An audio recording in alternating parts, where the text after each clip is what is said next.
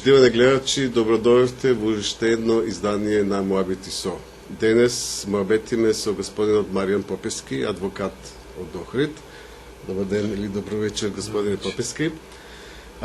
Денес ќе задржиме повеќе за еден од најглавните проблеми што го има нашата држава, тој е проблемот за името кој го спорува нашиот јужен сосед. Многу пати сме зборувале за тоа.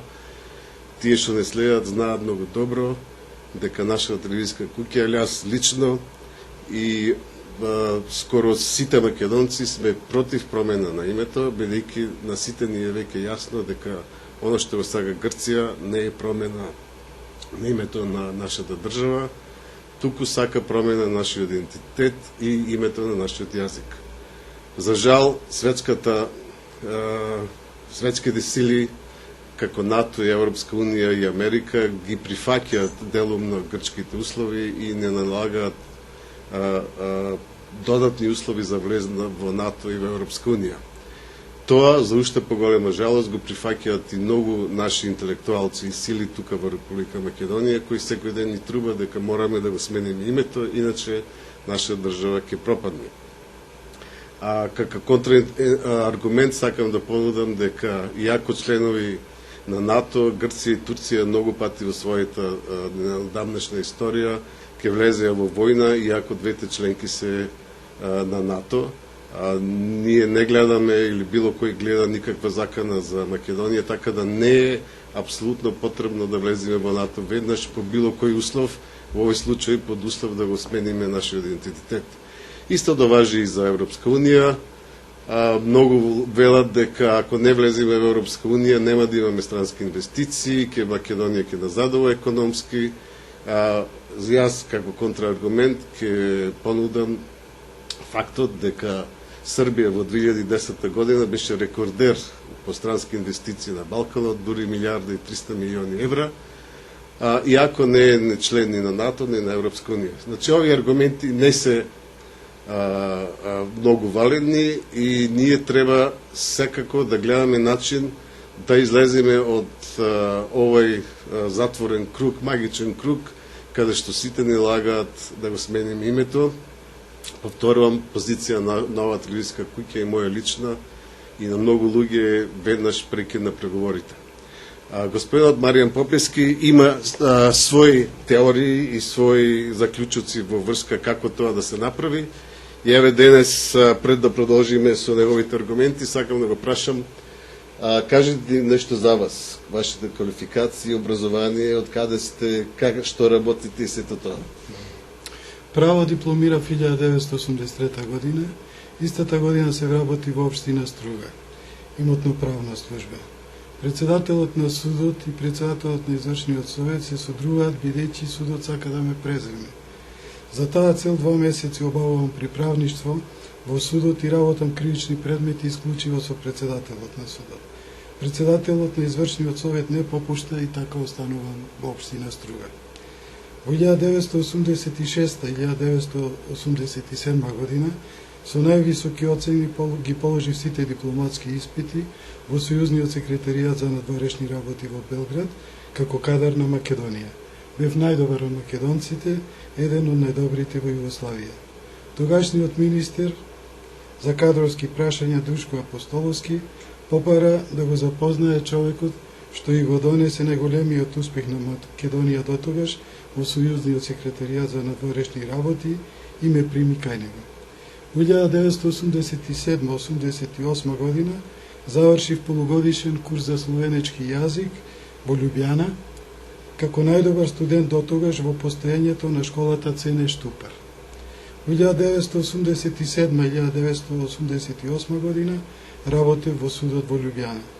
Во 1988 и 1989 година работев како секретар во стопанството. Во 1989 година го положив правосудниот испит, покажувајќи одлични резултати. Истата година станав адвокат и судски преведувач за француски и словенички во Охрид. Застапував пред судовите во Љубјана, Загреб, Белград, Марибор, Крајн, Ново место, Нова Горица, Целје, Копар, Сплит, Риека и други судови. Имам вложено и 3 уставни жалби пред Уставниот суд во Република Словенија. Вакво правно средство не познава нашиот правен систем. Моите 4 години работа во државен орган во Струга ме направи одличен стручнак за управна постапка.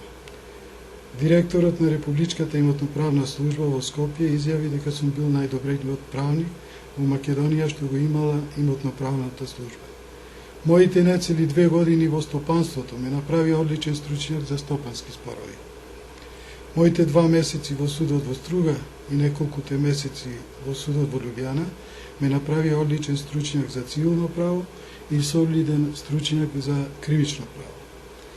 Во 2007 година положив прв степен на словенечки јазик на единствено овластениот филозофски факултет во Лјубјана со оценка 10.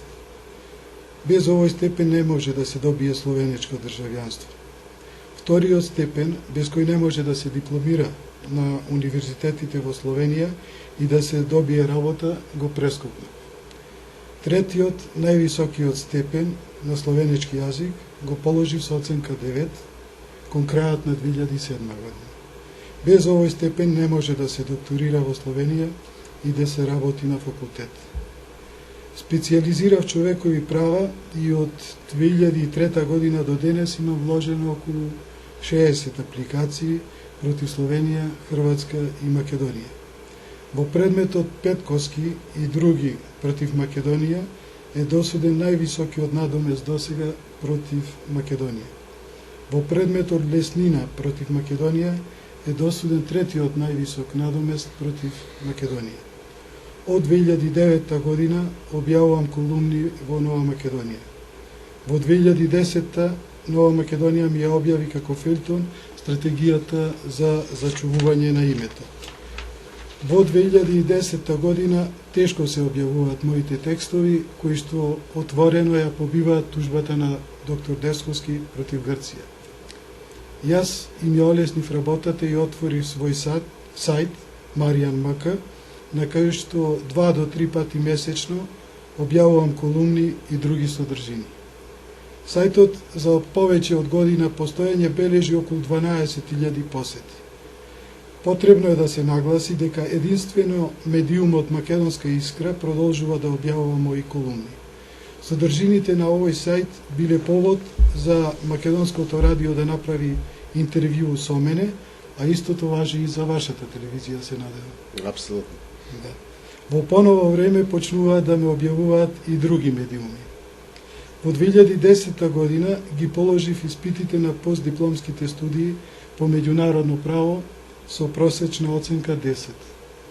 Во 2011 година станав магистер по меѓународно право. Магистрирав под председателство на професор доктор Татјана Петрушевска, кај која што полагав и 2 испити. И околу мојата магистерска имаше обструкции кои што траја нецела година. Јас побарав председател на комисијата да биде најкомпетентниот стручњак во Македонија по меѓународно право, професор доктор Татјана Петрушевска. Таа сугерираше магистерската да биде публикувана, а самата лично ќе напише рецензија. За жал, и овде има обструкции и единственото научно дело за спорот со Грција, ја парафразирам професорката Петрушевска, не може да биде објавено. Веќе 23 година застапувам пред сите судски инстанции во Словенија како единствен адвокат од Македонија. Жена ми е државен правобранител, син ми е на последна година од магистерски студии по арт и дизајн, претходно дипломира информатика, а ќерка ми е 2 година на правен факултет. Одлично. Гледам дека веќе сте доволно информации, дека имате квалификација да зборувате за правото, тоа е без никакво сомнение. Бидејќи рековме главниот проблем што го има Република Македонија, проблемот со името, кажете ни како ја гледате вие целиот проблем, како настана и како може да се реши?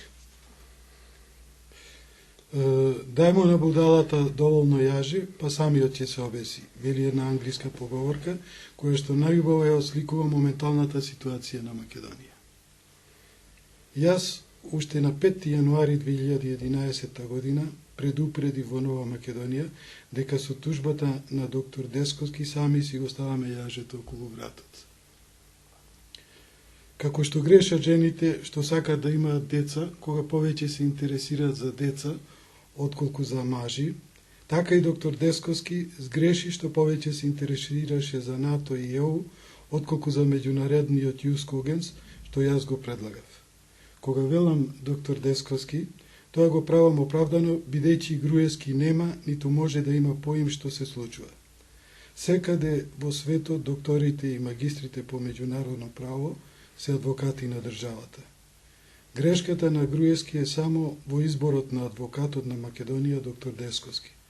Другата вина е на доктор Десковски. Под притисок на јавното мислење, кое што се движи околу 90% во корис на членство во НАТО и Европска Унија, доктор Десковски вложи тужба за исполнување на привремената, според која што Грција не смееше да го попречува нашето членство во меѓународни организации.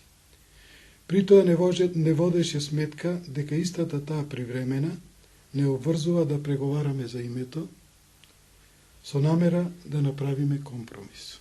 Значи, тamo се зборува за разговори, за разликите околу името, не за преговори, за преговори. Терминот преговори се употребува, не разговори, туку преговори.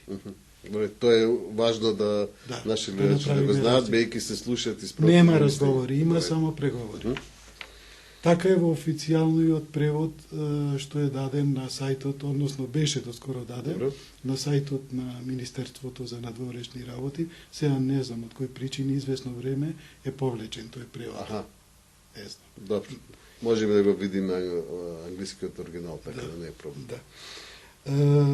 За да ја направим ситуацијата по пресудата посликовита, ќе кажам дека доктор Десковски не убедува дека магарето е прекрасен коњ. Или, доколку го парафразирам Платоновиот државник, тој освен што магарето го нарекува коњ, сериозно не убедува со похвални зборови дека магарето заслужува секој да го има дома, дека е прикладно за војување, за носење товари, за многу други работи. Да оставиме доктор Десковски. Јас може дори помислив, не е лошо да направиме еден обид, да направиме на дебата, да ве викнам и вас, и професор Десковски, директно да имате соочување пред телевизиски камери. Што мислите? Нема проблем. Јас истиот приговор го добив и во македонското радио, меѓутоа јас нити тогаш, нити сега ќе употребам нешто што е аргумент ад хоминум. Јас употребувам само реторички фигури и метафори. Јасно ми е тоа, тој не е тука да се одбрани, така да може да добие специјална емисија и може да ги користи истите права, истите средства што ги употребувам јас и потенцирам уште еднаш, во ниту еден момент не употребувам аргументум ад hominem. Значи тоа напади, да кажеме за гледачите. Употребувам само аргументи ад rem за стварта и употребувам реторички средства, метафори и ентимеми, а тие се дозволени. Познато е дека на факултетите се изучува реторика. Тие се дозволени средства. Апсолутно. Ви повторувам дека ќе направам навистина сериозен обид да ви имаме двајцата во една програма која ќе се соочите, мислам тоа ќе биде многу интересно. Продолжите. Нема проблем, меѓутоа јас ќе сугерирам со мојот одговор на ова ваше прашање, а се надевам и на другите доколку има допирни точки. Доктор Десковски да се повлече дефинитивно од сцената со својот институт, односно со правното начело Пакта Sunt Servanda, а во продолжение ќе ги кажам аргументите зошто треба да го направи и да остави простор за надпревар меѓу нови идеи. Бидејќи и ако заклучуваме од последицата кон причината, ќе заклучиме дека тужбата, основот на тужбата кој што беше искористен, не донесе ништо добро за Македонија. Добро, тоа не можеме да го знаеме, треба да почекаме до мај месец кој ќе биде самитот на НАТО во Чикаго, да видиме дали ќе не примат. Мислам, сега се разбира, сите лобираат и прават, Ако не примат, може би постигнаме нешто. Ако не примат, тогаш сигурно вашиот аргумент ќе биде дека сме направиле катастрофа. Јас не го делам вашето мислење, бидејќи евентуалниот прием во НАТО, ние правниците велиме дека е тоа доказ кој што се случил подоцна. Или оние што се бават со еристичка диалектика, кога немаат аргументум ad rem, неосновано значи? Немаат аргумент за стварта, употребуваат еристички аргументи, кои што не представуваат доказ, односно се привидни докази, сакајќи времето да им донесе некаков доказ. Так. Значи, потенцирам, доколку се случи да бидеме примени во НАТО, тоа нема да биде заслуга на тужбата и на пресудата. Зошто би било, ево со контрапрашање одговарам, зошто би било тоа заслуга на тужбата и на пресудата? Па добро, мислам, ако одиме по логика дека нас во Букурешт не примија бидејќи Грција преговараше, што не смееше тоа да го направи по договорот што го имаме со нив, и тоа сега, ако судот во Хаг е во наша полза, значи НАТО би требало да го прифати тој аргумент дека Грција нема да преговара сега во самито. Меѓутоа, веќе видовме дека и НАТО и скоро сите други рекоа, решете го името, па ќе ве примеме. Сами фактички го демонтиравте, доктор Десковски. Да, значи, но уште не е мај, значи треба да видиме во мај спрема мене. Да, меѓутоа и покрај пресудата, и покрај приемот, ние треба да преговараме за името и да направиме компромис. Абсолютно. А вие тоа сакате да го избегнете, вашата телевизија тоа сака да го избегне. Абсолютно. Значи ништо не сме добиле со пресудата. Целта не е постигната. Тука зборуваме за да ни кажете вие кој е начинот да го постигнеме тоа, или да се прекина преговорите, или на најмиј начин да се повлечиме од тоа. Мислам дека ќе допринесам нешто со ова што ќе следи. Меѓутоа, сепак јас би инсистирал да се продолжи ова метафора на Платон, бидејќи таа не е моја, туку е на Платон, значи најголем авторитет, кој што вели, зарем не е подобро пријателите да се смешни, отколку да се опасни. Така, разбирате? Да. Зошто го потенцирам ова? Бидејќи ние доаѓаме во позиција кога се фалиме со нешто што е најблаго речено, доколку го парафризирам Платон, смешно да се фали. Значи тоа е магаре, а не прекрасен коњ. Тоа е метафората, а таа метафора може сосема прикладно да се употреби на пресудата и на тужбата која што ја добивме. Понатака ќе презентирам и други аргументи дека е тоа навистина така. Значи, проблемот е во тоа што Македонија е смешна во очите на светот, фалејќи ја пресудата како прекрасен коњ. Опасноста од ова појава, вели Платон, е во тоа што доколку таков говорник зглото го представува како добро и ги наговара на народните маси да прават зло наместо добро, но таквото говорништво на доктор Десковски набрго ќе жнее тоа што посеало. Значи, резултатите на ова што ни се случува, ќе ги видиме подоцна, како што има сеење и жнеење, така треба да се стрпиме и да видиме што ќе жнееме и од ова пресуда. Не е само од тужбата она што го жнеавме, него и од пресудата ние ќе жнееме нешто. Ќе го видиме тоа што е и дали е во корист на Македонија. Дека е така еве аргументи. Еден близок медиум до власта пред неколку дена објави дека Грција ќе излезе или ќе ја раскине привремената согласност врз основа на одредба од привремената согласност што и го дозволува тоа.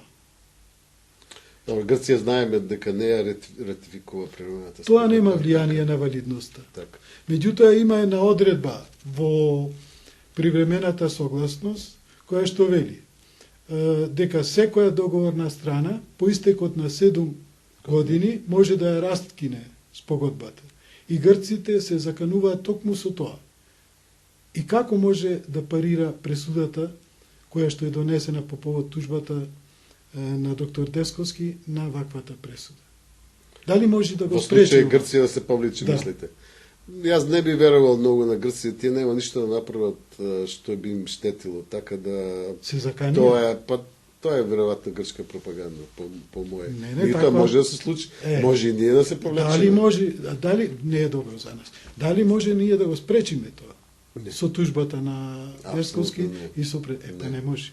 Сега јас ќе предложам, ќе се обидам да докажам дека имам такво средство во продолжение кое што може да ја спречи Грција да го направи тоа.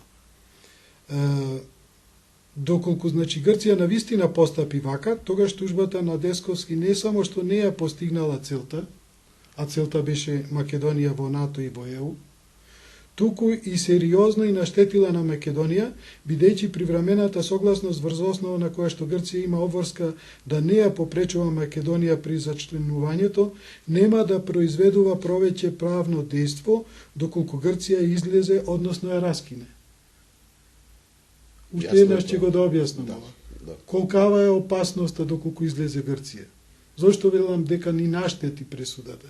Значи, доколку Грција ја употреби привремената спогодба за да излезе од привремената спогодба, тогаш повеќе не постои никаков инструмент кој што може да ја спречува Грција да не блокира. Значи не е повеќе врзана да не блокира за прием во други организации. Так. Меѓутоа, тука има и други инструменти, во тој момент може ние да побараме од Обединетите нации едноставно да признат како Република Македонија. Со кој основ?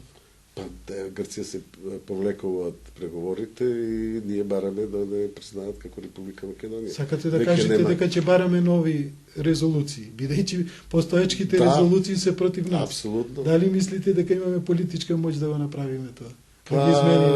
Кое би било друго решение? Ако нема со Грција... Ќе видите, има други решенија.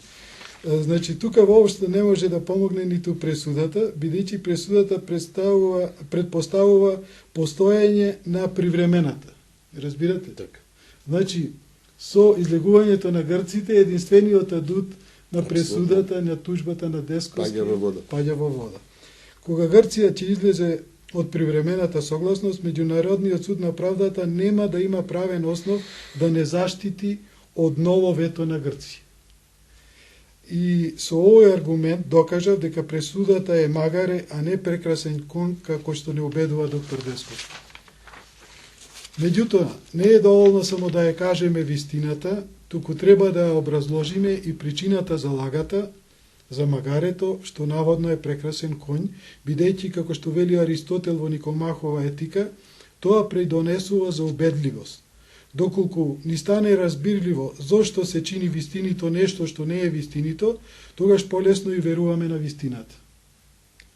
Зашто невозможно е да убедиш човек со здрав разум дека магарето е прекрасен конј, но во меѓународното право, каде што напрсти можат да се избројат професорите и докторите во една земја како што е Македонија, многу лесно е да се манипулира со народните маси, бидејќи меѓународното право е најтешко, а народот им верува на своите професори и доктори, бидејќи самиот не може да се служи со тешките поими на меѓународното право, за да оцени дека магарето не е прекрасен конј. Затоа јас ја разобличив тужбата и пресудата и сега и на просечен човек му е јасно дека станува збор за магаре, а не за прекрасен конј. Но бедата на тужбата и пресудата ќе биде уште повидлива, доколку ви кажам дека мојот Јус Когенс има одговор дури и на ова грчка постапка. Јус Когенс е присилна норма, императивна норма, која што не дозволува да биде прекршена. Значи, постојат диспозитивни и когентни норми. Диспозитивните норми не се строги и договорните странки можат да се договорат за одредени прашања и поинаку од она што го одредува диспозитивната норма. Меѓутоа, кога станува збор за Јус Когенс, за когентна норма, нема никакво договарање. Значи, тоа е да пишено во камен. Така, мора стрикно да се почитува Јус Когенс. Значи, мојот Јус Когенс има одговор дури и на ова грчка постапка на излегувањето, односно расконувањето на привремената согласност. Доколку моите следни аргументи се правилни, доктор Десковски би требало да признае грешката и конечно да се повлече, зашто неговата тужба и неговијата пресуда не може да ги спречат грците да излезат од привремената и пак да не блокираат, а мојот Јус Когенс може. Нека ме остави мене со мојот Јус Когенс и доктор Јанов со неговиот ултравирес да се надпреваруваме и тој што ќе победи да ги заштити интересите на Македонија. Нека не ја тера глупоста до крај. Нека не мисли дека иако не му успеа потфатот со тужбата има должност да работи на него. Нека не мисли дека иако пошол по крив пат, јачината на неговиот карактер бара по тој пат да оди и понатаку. Мислите, се извинувам што ве прекинувам, дали може сега како да се повлече кога веќе тоа се е направено, помина Хаг, оно што е направено, направено. Дозволете ми да продолжам. Следи одговорот на вашето прашање. Значи, сакам да кажам дека доктор Десковски, убеден сум, интимно ја окривува својата грешка, а пред јавноста ја извинува. Во ова фаза неговата грешка ја кудиме како непромислена, но подоцна народот може да му издаде дури и потврда за нешто пострашно или уште попластично од мене кажува што Балтазар Грацијани во српскиот превод на неговото познато дело Врело на мудроста, а за квалитетот на ова дело зборува фактот што лично се зафатил и го превел еден од најголемите филозофи Шопенхауер.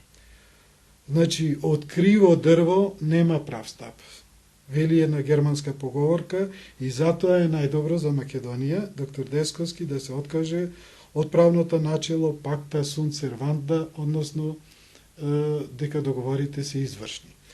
Значи, мојот Јус Когенс ги спречува грците да ја раскинат привремената согласност, а тоа е најголемата опасност во моментот за Македонија. Ова е уште еден доказ дека имав право кога во една моја колумна во август 2011 година напишав, цитирајќи го Шопенхауер: "Ниедна вистина, морам да го цитирам ова, ниедна вистина не треба да се плаши од друга. Измамата и заблудата, напротив, мораат да се плашат од секоја вистина. Сега ќе докажам дека мојот Јус Когенс е вистина, а тврдењето на грците дека врз одредба на привремената согласност можат да ја раскинат привремената согласност е лага. За таа цел, со еден историски пример на Филип II Македонски, ќе ја потенцирам важноста на правилната употреба на зборовите што ги употребуваме. Гледате дека и самиот се служам со белешки заради важноста на проблемот и заради важноста на поемите и термините кои што се употребуваат во овој за Македонија најважен проблем. Значи, вие велите дека Грција не може да се повлече. Ќе докажам дека со мојот Јус Когенс Грција не смее да се повлече. Јас изигравам адвокат на ѓаволот за да биде појасни на нашите така и треба. И на нашите гледачи. Така треба, да. За време на своите освојувања, наводно Филип II Македонски се одлучил да ја нападне Спарта. Ги повикал водачите на Спарта и им се заканил, цитирам: "Доколку со војскава продрам на ваша територија, ќе ги уништам вашите полиња, ќе ги убијам вашите луѓе и ќе го срушам вашиот град." Од нападот наводно го одвратил спартанскиот одговор, кој што содржа само еден збор: "Доколку?" Во склад со решението, јас многу внимателно ги избирам поимите со кои што се служам и не доаѓам во непријатна ситуација да ги напуштам или упорно да бранам глупости. Мојот Јус Когенс, кој што ме следи од самиот почеток или почетокот на 2010 година, вели дека договор што е во спротивност со Јус Когенс е ништавен. А ништавен договор не може да се раскине. Според тоа, Грција не може да ја раскине привремената согласност, бидејќи таа ништавна. Дали сум јас? Добро, чекај тоа да го свари малка. Значи, нема спогодба спрема вас, значи и не нема може... што да се раскине. Значи не постои таква спогодба. Добре, продолжите. На овој начин му ја спасувам честа на доктор Десковски и љубезно го молам да не остави со доктор Јанев да се надпреваруваме, па кој ќе победи, нека победи и во спорот со Грција нека ја спаси Македонија. Еве правен силогизам, односно доказ за моето тврдење дека Грција не може да ја раскине привремената согласност. И дека спогодбата ја нема повеќе, не важи така. Еве правен силогизам. Значи, големата премиса гласи: Quod nullum est, rescendi non potest. Што е ништавно, не може да се раскине. Ова е правно начело. Така. А помеѓу изворите на правото, кои што се најглавни, меѓународните договори, обичајот, влегуваат и правните начела. Так. А ова е правно начело. И затоа е ставено како голема премиса. Малата премиса гласи: привремената согласност е ништавна. Така. Направен е полисилогизам во мојата колумна Последна шанса за одбрана на името. Кој ја читал ова колумна, видел дека имам направено полисилогизам кој што се состои од еден силогизам и 3 просилогизми. Конклузијата на мојот правен силогизам дека Грција не може да ја раскине спогодбата е: привремената согласност не може да се раскине. Иако таа важи 7 години и секој пишува тamo дека... Меѓутоа претходно прашање дали е таа валидна. А јас докажувам дека таа не е валидна и тоа највисок степен на невалидност, а тоа е ништавност. А ништавните договори се фактички непостоечки. Јасно, а нешто дека што не е постоечко не може да се раскине. Значи, со други зборови, треба прво да постои, па после да се раскине. Значи, привремена спогодба меѓу Македонија и Грција не постои, или Не меѓу постои, првата страна и втората точно, страна. Нема. И затоа не може да се раскине. А зошто не постои, ќе ни објасни. Да. Ништавните правни работи не можат да се побиваат, бидејќи ги нема. Со оглед на тоа да немаат правно дејство кое што странките го сакале, побивањето и не е потребно. Тие не постојат и нема што да се раскине. Она што го кажав.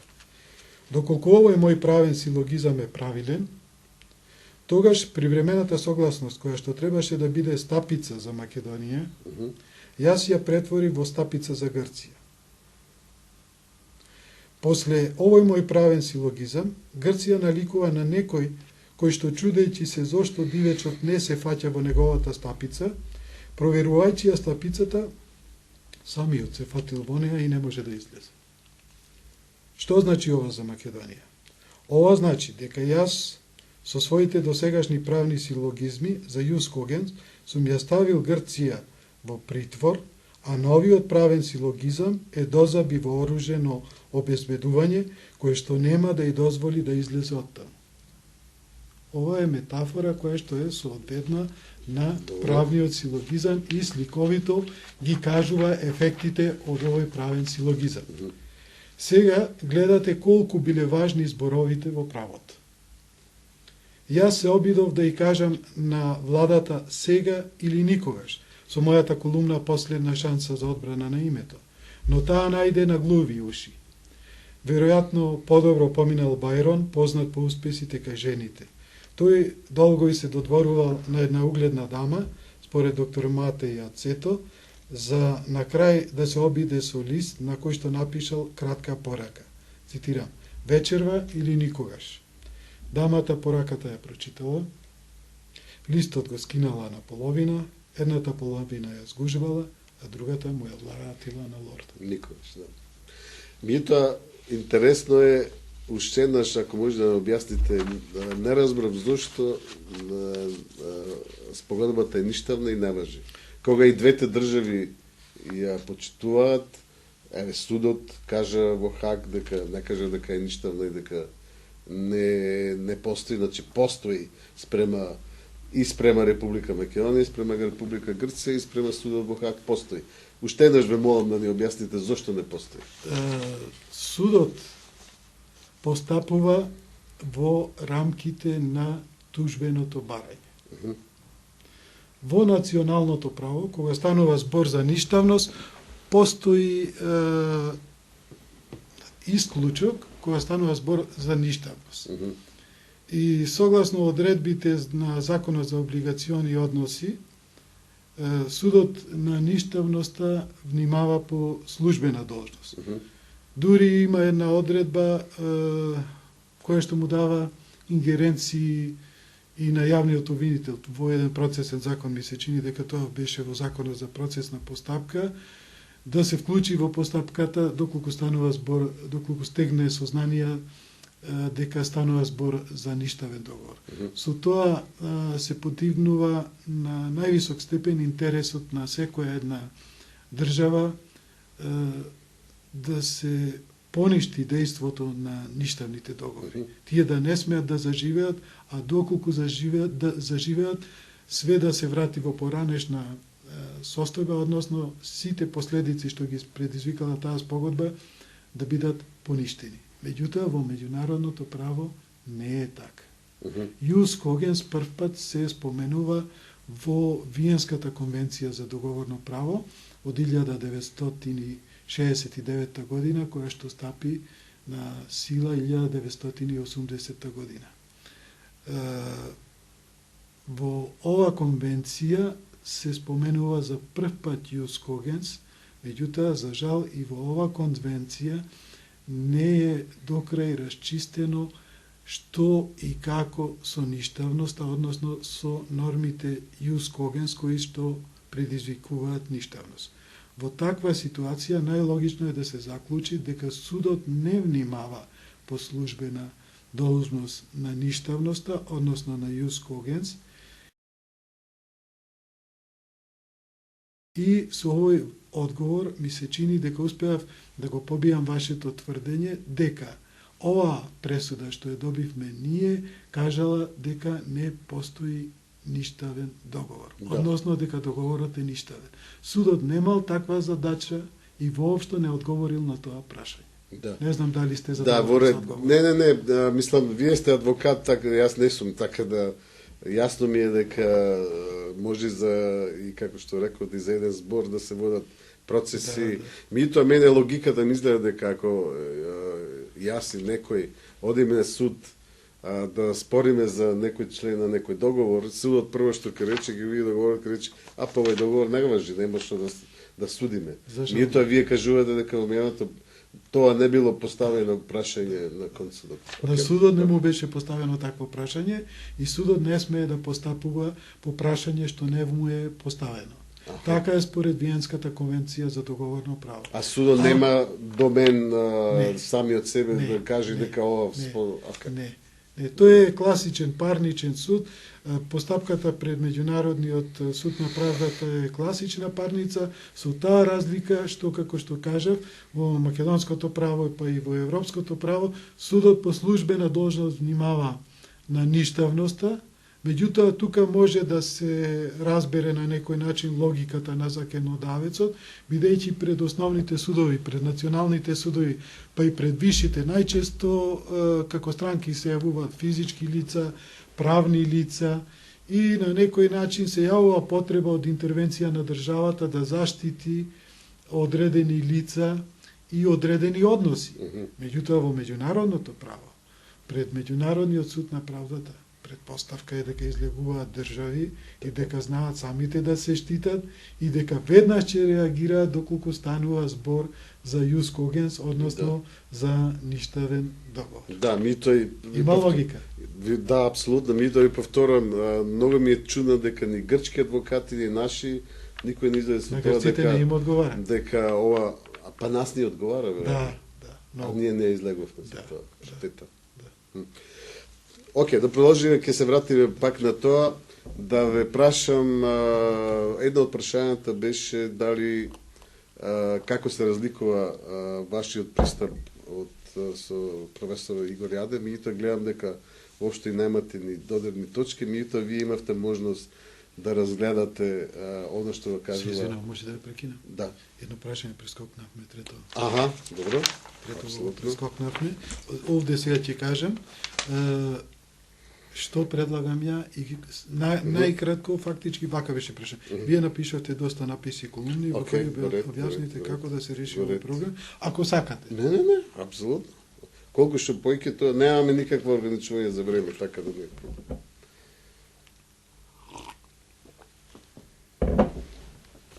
Значи, ова што е најважно што сметам јас, ќе се служам со белешкиве што ги имам. А вака како што почнавте вие прифаќам. Нема проблем. Ако нешто да објасниме, да ја направиме поинтересно. Вие много често поинтересна. користите латински термини кои јас не ги знам, а сигурно ние гледачи не, за да е појасна работа. Мислам, ова е многу важен проблем. Така. Наш така да Гледам дека сте се подготвували и сериозно сте Не, се сватили работа.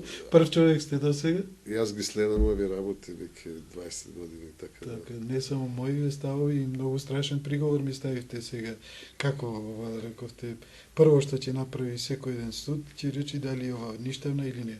Да, меѓутоа за да утврдите дали е нешто ништавно или не, треба да бидете стварно, како да речем, исклучително надарен. Не е тоа ништавно, само ќе ја прочитам и одма ќе утврдам дека е ништавно. Да. Плюс овде Саира Успенс учествуваше. Тоа му дава легитимитет дека не е можно да е ова ништава. Така е? Да. Не само Грција и Македонија. Апсолутно, И Обединетите нации се потписник на оваа спогодба. Да. Не знам, вие видовте, јас ви пратив линк за нашата страница, таму него именувам името. Ние минатата година имавме серија на пресконференции, билборди цела Македонија. Да, се прекинат името. Мислам, Меѓутоа, јас сум представник тука. Ако ме следевте или ако сте, доколку сте ја прочитале таа колумна, јас на некој начин асоциација ми беше вашиот став, веднаш прекин на преговорите, меѓутоа јас тоа го разделив на два чекори. Прекин на преговорите како средство или како цел. Ако мислите прекин на преговорите како средство, грешка е. Ако мислите прекин на преговорите како цел, тогаш сме на иста бранова должина. Апсолутна цел, мислам, така. ниеден народ на светот, ниедна држава не преговара за својот идентитет. Тука се согласуваме. Бидејќи ние, кои што сме подписници на оваа спогодба, доколку ја ги прекиниме преговорите, тогаш правиме ние меѓународен деликт. Без разлика што јас тврдам дека спогодбата е ништавна, јас се уште морам да го почитувам фактот дека Меѓународниот суд на правдата не рекол дека е ништавна, бидејќи ниедна од странките не побарала да се прогласи спогодбата за ништавна. И се додека спогодбата важи, јас морам да се однесувам во склад со спогодбата. Друго е интимно што сум јас 100% убеден дека е таа ништавна. Меѓутоа, се додека и државата не го каже тоа, таму каде што треба, таа и за мене е валидна и јас морам да се однесувам рационално и велам дека не смееме да ги прекиниме преговорите. Да. Туку со ова мое средство ќе дојдеме до прекинување на преговорите, значи како цел. А како со средство не смееме да се послужиме со прекин. Например, да рече председателот или премиерот, ние ги прекинуваме преговорите, тоа е меѓународен деликт и согласно одредбите на повелбата на Обединетите нации и согласно резолуцијата на Советот за безбедност, фактички ние стануваме безбедносен проблем. И стануваме, ако не е премногу тежок зборот, проблематична држава што се однесува до безбедноста. Знаете што тоа понакогаш е добро во политиката. Не знам, кој имате време, кажем еден збор, се вика brinkmanship. Brinkmanship, тоа е на англиски. Кој имате време, проучете го ти. Во македонската политика не е секојаш да се бидеме убај и добри. Скоро секојаш функционира друг пристап. Например, тоа го прават стално грците. Ако не направите ова, ќе се случи потоп. Или ќе падне владата, или она. Значи, носите една ситуација, да носите до ивицата на пропаст, за другите да рече, ај, чекајте ова, мора да направиме нешто. Значи, така се работи во светската политика. Ние, за жал, што ќе ни речат светските сили, вака направи, добро, вака ќе направи. И сега Глигоров, многу добар човек, прави се што му рековме. Не знам дали ќе го потребите ова или не, меѓутоа јас имам малку поинакво мислење, мислам дека овде имам метафизика на моралот, Кант вика дека постојат две состојби, војна состојба и правна состојба.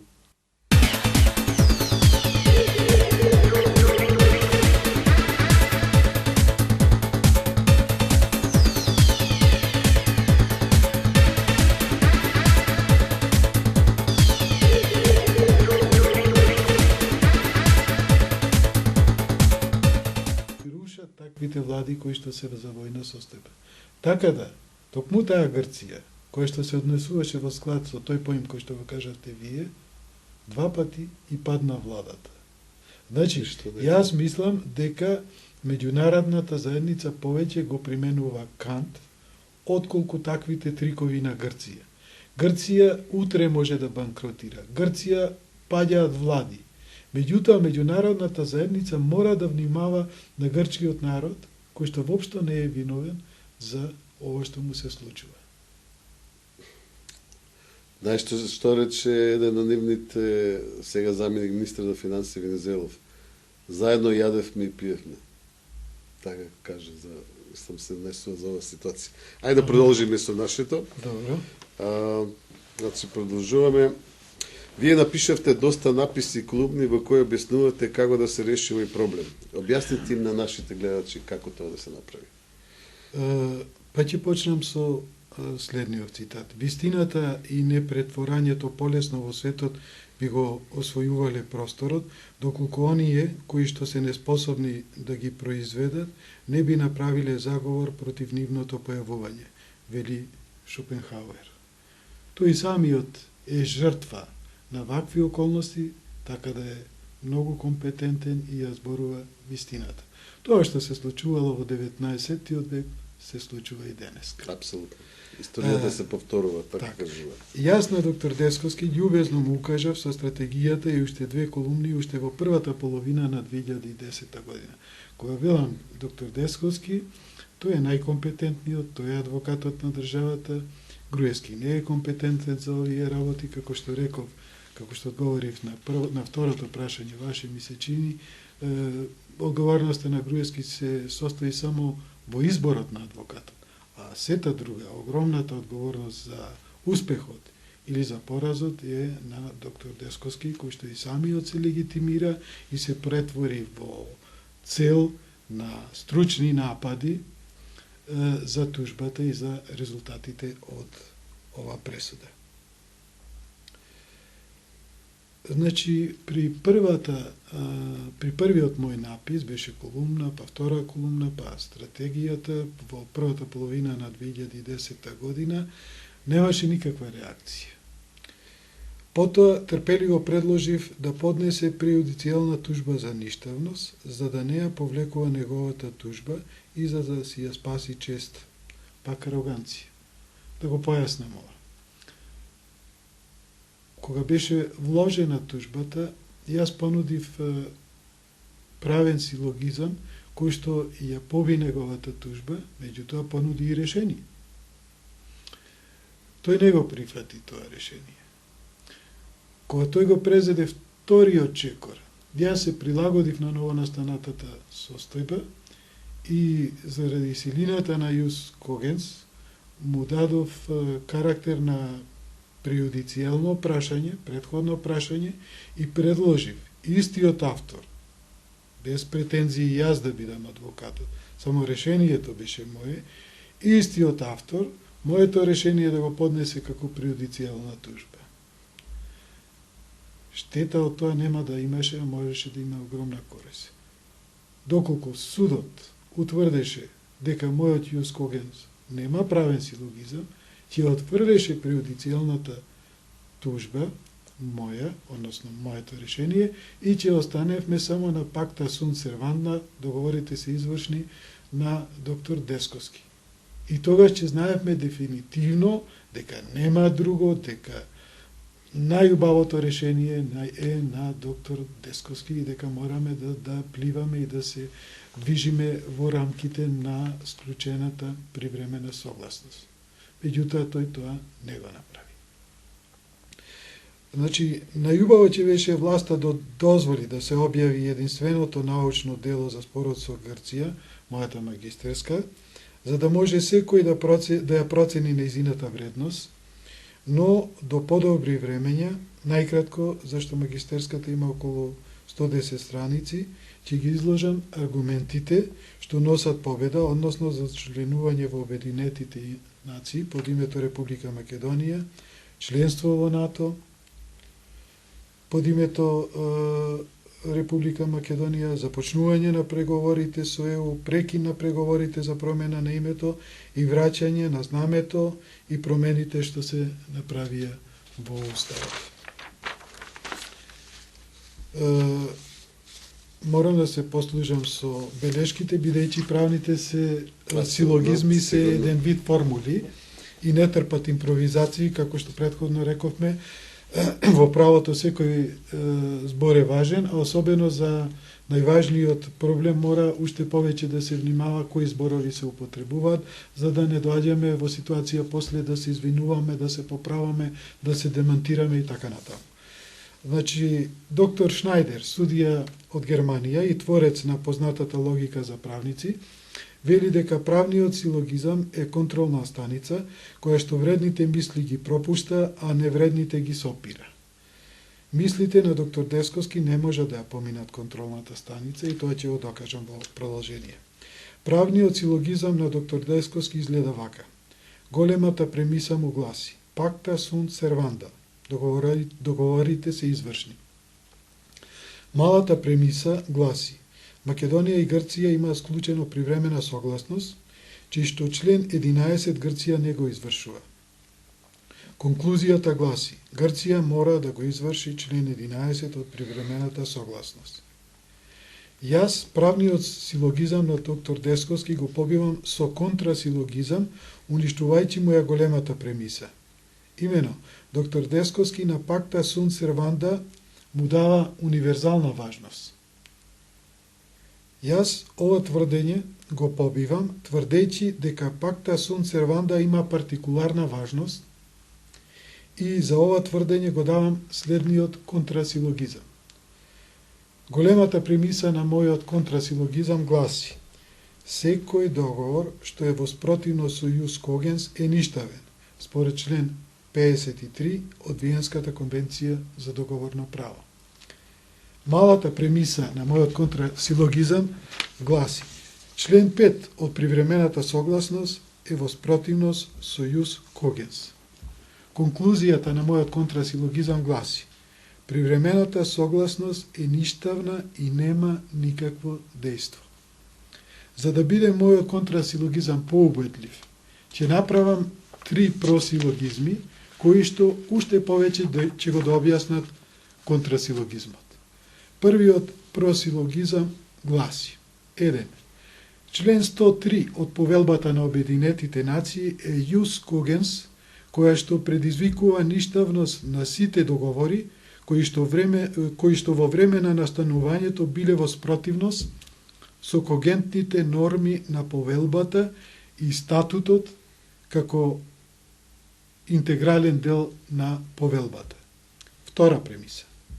Член 5 од привремената согласност е во спротивност со член 1, став 2 и член 55 од Повелбата, кои што се ius cogens.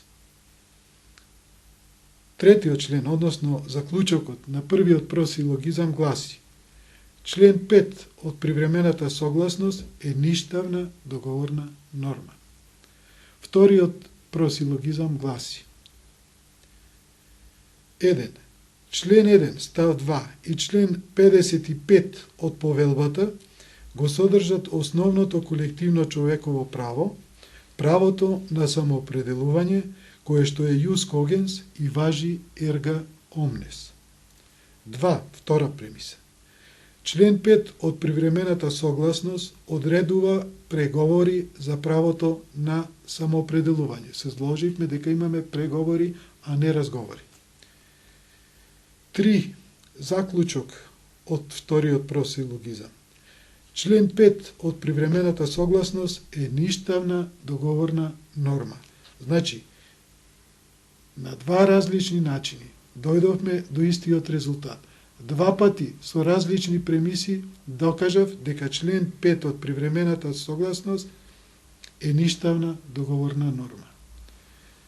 Третиот просилогизам гласи: Quod nullum est, nullum producit effectum. Тоа што е ништавно нема никакво дејство.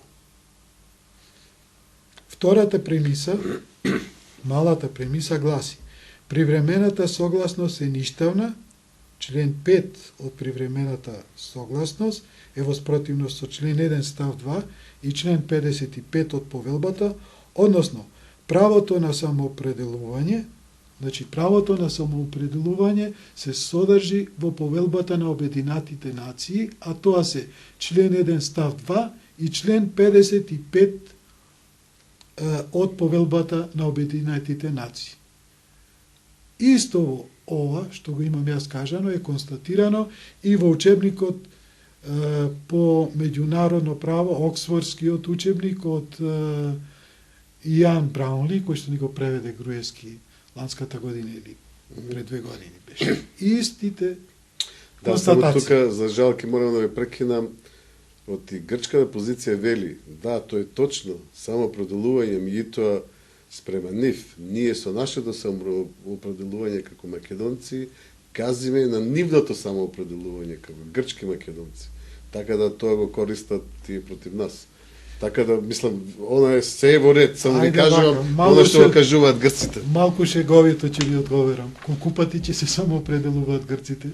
Еднаш се самоопределува народот.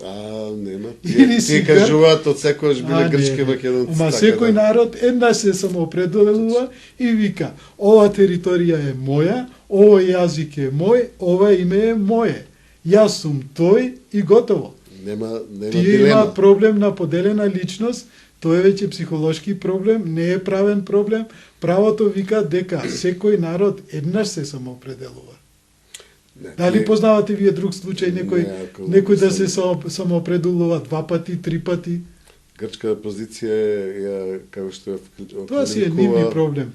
Е безобразна, така да може да ви кажам. И тоа тие велат дека ние не можеме да бидеме македонци, бидејќи античките македонци беа грци.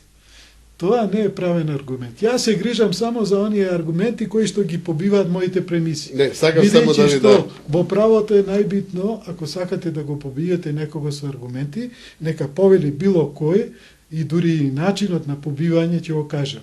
Правниот силогизам може да се уништи со уништување на еден од членовите на правниот силогизам. Тоа е или големата премиса да е невистинита, како што му ја побив јас големата премиса на доктор Десковски, со партикуларната важност, а тој тврдеше дека постои универзална важност на пакта sunt servanda, така исто некој треба да ја побие мојата голема премиса, мојата мала премиса или мојот заклучок на одреден просилогизам или на контрасилогизмот. А таквите изјави кои што не представуваат премиси, кои што немаат допир со здравиот разум, воопшто не ме загрижуваат и заради тоа мојот одговор и однос кон вашиот приговор како адвокат на ѓаволот беше шеговит, бидејќи аргументите на грците се смешни, а кога велиме смешни, Шопенхауер вика се што е смешно заради тоа што не е логично. Да, ма видите тука, мислам, тука е всушност сршта на проблемот меѓу Грција и Македонија баш тука. Каде? Кој има право на нашата самоидентификација како македонци. Значи, тука е сршта на проблемот. Не, јас веќе ви одговорив. Не, видите. Тие се само определиле. И тоа го абсолвирале. Тоа ви кажа, тука е проблемот. Грција не се плаши од Република Македонија од името. Тие се плашат од нашиот македонски идентитет и името на јазикот. Значи, нивната цел е постигање на промена на нашиот идентитет и промена на името на нашиот јазик. Тука е нивната цел. Мислам, тоа мора да му е јасно веќе на сите. И се за жал тука нашите лидери не ни помогна во овој проблем, бидејќи имаме изјави на врвни државници од Македонија, амбасадори, дека ние немаме врска со античка Македонија, ние сме славјани. И тука грците велат, тоа ж нема проблем. Ние немаме проблем со вашиот идентитет. Вие сте славјани, викајте се славо македонци и секи види во ред. Разбирате? Да не го проблематизираме тоа што е абсолвирано, бидејќи македонците на референдум си кажаа дека се македонци и дека сакаат да се самоопределат како македонци и како Република Македонија. А грчките стравови си се нивни проблем, нека си се грижат тие за нивните стравови. Јас се грижам за правото и за правните силогизми, бидејќи пред Меѓународниот суд на правдата не се прифаќаат такви изјави кои што немаат допирни точки со правниот јазик, со правниот силогизам, со оние важички премиси и со меѓународното право. Значи, уште еднаш повторувам дека правото на самоопределување Македонија го искористува. Тоа право е ius cogens и ние одлучуваме како ќе се самоопределиме и на која територија. Ние сме се определиле на ова територија, која што денес се вика Република Македонија, и при самоопределувањето сме одлучиле нашата држава да се вика Република Македонија, а ние сме биле од секогаш македонци. Не сме решили, ние така се викаме. Ние историски секогаш сме се викале македонци. Да, тоа е уште посуштински став. Апсолутно. Значи, доколку ми дозволите, од првата и втората премиса, кои што веќе ги кажав, да го извлечеме и заклучокот на третиот просилогизам, а тоа е ништавната привремена согласност, значи докажавме дека е ништавна, нема никакво дејство и Македонија не мора да го смени името. Зошто е ова важно? Заради тоа што во привремената спогодба, односно привремената согласност, се вели дека Македонија мора да преговара, прифатила таква обврска и да се постигне компромис. Затоа овој термин компромис се крие фактички промена на името. И на идентитетот и името. Нормално. Тоа е од аксесорна природа од името. И овде докажав дека Македонија не мора да го промени името заради тоа што привремената согласност е ништавна. Значи, врз основа на Виенската конвенција за договорно право, Македонија треба да испрати изјава до Грција, во која што ќе тврди дека привремената согласност е ништавна, со аргументите што ги нудам јас, засега се единствени, подоцна, може би некој стручњак, некој научник ќе понуди во тој правец и подобри аргументи за ништавноста, меѓутоа, моментално само јас се бавам со ништавноста и со ius cogens. И според мене, ова што го нудам е сосема доволно за една добра парница пред Меѓународниот суд на правдата, за една победничка парница. Бидејќи имаме цел полисилогизам, еден контрасилогизам и 3 просилогизми кои што ја дообјаснуваат секоја премиса, и големата, и малата, и заклучокот на мојот контрасилогизам, кој што пак го побива правниот силогизам на доктор Десковски. Го побива и грчкиот просилогизам, меѓутоа во ова приликата ќе го ставиме на страна. Доколку Грција не одговори на ова изјава, што би ја поднела Македонија до Грција, во рок од 12 месеци, меѓутоа пропуштив да кажам, практично е во исто време примерок од изјавата Македонија да достави до Меѓународниот суд на правдата, бидејќи со тоа му дава сигнал дека нешто оспорува што е регистрирано во секретаријатот на Обединетите нации, а знаеме дека Меѓународниот суд на правдата е орган на Обединетите нации. Овој мој предлог ни носи и практична корис,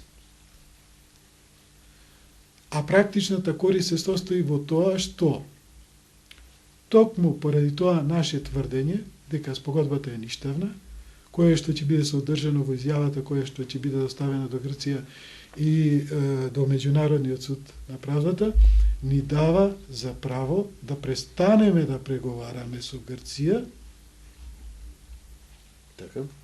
се до решавање на овој спор. Значи, моите надежи се дека во рамките на 12 месеци, тоа е максималниот рок во кој што Грција мора да реагира на нашата изјава, мислам дека да има никакви притисоци од меѓународната заедница и дека во тој период ќе престанат преговорите за името, што е практично во наша корис. Доколку во рок од 12 месеци Грција не одговори на таа изјава за ништавност, Македонија треба да вложи до Меѓународниот суд на правдата жалба за ништавност на привремената согласност. Значи, ние не би можеле едностранно само да кажеме се повлекуваме, значи мораме тоа судски да го направиме. Така. За да биде легитимно. Така. Констатацијата ви е правилна. Бидејќи Меѓународниот суд на правдата е орган на Обединетите нации, неговата пресуда и налага на Обединетите нации да ги измени резолуциите на Македонија и да ја прими ab initio или ex tunc, што значи од денот на приемот во 1993 година под името Република Македонија. Да го подобјаснам ова. Значи, во случај на успех на таа жалба што би ја поднела Македонија, пресудата што ќе ја донесе во наша корис за ништавност на привремената согласност му налага на Советот за безбедност да ја усклади својата резолуција во склад со пресудата на Меѓународниот суд на правдата или уште попрактично или посликовито, ќе се измени резолуцијата на Советот на безбедност која што налага преговори за името. Односно таму во таа резолуција се користи терминот разговори, ми се чини. Така. Тоа е првата практична корис од пресудата. Тоа значи всушност не враќа на почеток. На... Да. И фактички, да ги објаснам по имите ab initio и ex tunc, тоа значи дека правна фикција имаме, правна предпоставка дека Македонија никогаш не се викала ПЈРМ, односно поранешна Југословенска република Македонија. Значи, замислете, пресудата на Меѓународниот суд на правдата, доколку биде поволна по овој правен лек кој што го предлагам јас, ја има таа моќ да наложи да се однесуваат сите како Република Македонија никогаш да не се викала поранешна Југословенска република Македонија. Освен тоа, таа има и други предобивки, но за нив понатака. Значи, сето ова што се случило од 90-та наваму... Како да не постоело. Како да не постоело. Пресудата ги прекинува преговорите за името, бидејќи основот за преговори го прогласила за ништавен. Нема повеќе правен основ. До моментот на пресудата правен основ за преговорите бил член тој и тој од привремената соглас. Меѓутоа, од пресудата натака не постои таа привремена согласност. Не постои основ за преговарање. И ова дејство е ab initio и се смета како Македонија никогаш да не преговарала за промена на името. Замислете уште една благодет. Сиве овие трауми што ги доживувавме последниве 16 години се бришат. Тоа е еден вид времеплов, се враќаме назад. Така. Сите трауми што сме ги доживеале се бришат со пресудата и тоа е огромна морална сатисфакција и придобивка. Значи, како да не постоеле преговори, мора да се однесуваат сите држави. Бидејќи, пазите, Ius cogens има дејство erga omnes. Не случајно потенцирам дека сите држави мора да се однесуваат, сите 190 и колку се денес, во склад со ова пресуда. Јасно. Бидејќи когентните норми имаат дејство erga omnes, а пресудата ќе тврди дека е прекршена когентна норма за правото на самоопределување, и Грција ќе мора да се обраќа со Република Македонија. Иако не призна како поранешна Југословенска република Македонија. Замислете го ова. Значи, бидејќи Ius cogens има дејство erga omnes, а Грција е членка на Обединетите нации. Да, меѓутоа, тука морам да ја прекинем малце, бидејќи Обединетите нации немаат инструменти да натераат било кој да не признава под какво име, така да Грција сигурно ќе го одбие тоа. Грешите, член 94 од повелбата на Обединетите нации, мислам дека не го погрешив, член 94 предвидува дека пресудите на Меѓународниот суд на правдата не сме ни да помисле некој да не ги извршува. Бидејќи За нивното спроведување се грижи Советот за безбедност. Добро. А Советот за безбедност, ако треба, може да испрати и вооружена војска за да ги спроведат пресуди. До денес никој не се осудил да не почитува пресуда на... Тоа не е ни толку важно, не е важно Грција како ќе не вика, ние дај Боже да стигнеме до тој момент. Продолжете во мој. Да. Значи, НАТО во своите основни документи има запишано дека повелбата има предност над сите прописи, а пресудата на Меѓународниот суд на правдата ја материализира повелбата. Што сакам да кажам? НАТО не настанал спонтано или не знам како, и тој настанал врз основа на меѓународен договор. А повелбата, ако ние ја викаме повелба, таа е исто така меѓународен договор. Сега, кога имаме еден договор и друг договор, и ако нормите на едниот друг договор не се во склад со нормите на другиот договор, кој договор се применува?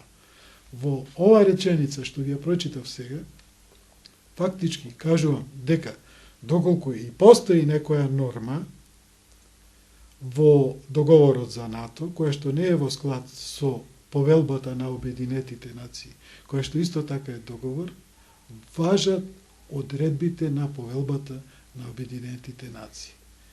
Бидејќи сите членки на НАТО се и членки на Обединетите нации.